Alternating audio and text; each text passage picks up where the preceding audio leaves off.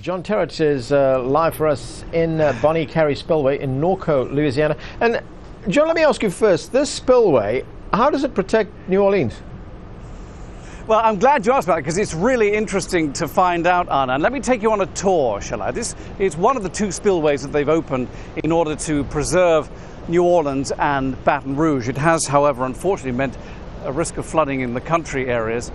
However, this has been here about 80 years now. There are around 350 gates, and about 330 of them are presently opened. And what you're looking at there is Old Man River in the background, and that's about 316,000 cubic feet of water a second, Arnan, coming through there. And a quick mental calculations, because I could do that sort of stuff, tells me that's about 9,000 cubic meters of water coming through. And we're going to get Charles, our cameraman, to pan straight past me and down this 6-mile stretch down towards Lake Pontchartrain.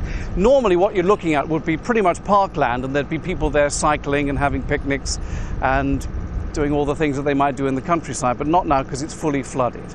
And so that is where we are at the Bonnie Carey Spillway, and as a result of this being opened and the Morganza Spillway being opened much further upstream, New Orleans is almost certainly saved. Better never say never, I suppose, but it almost certainly is saved. However, country areas are now at risk, as you know, Arno. John, were authorities being a little bit overcautious when they were talking about the damage that this flooding would cause? Because so far we've not seen the kind of damage that we thought would take place.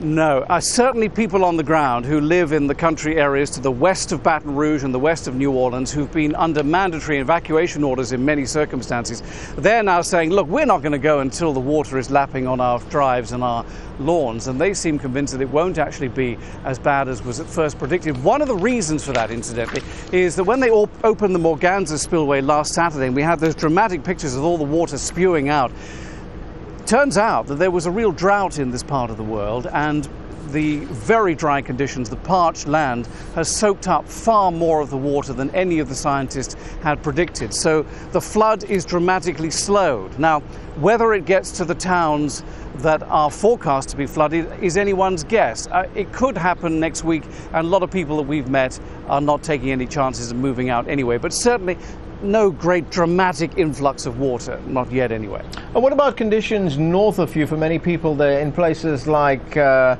port of Natchez? Natchez is in Mississippi. It's a very important port. This is an important port. The port of Louisiana, which is nearby, is very important.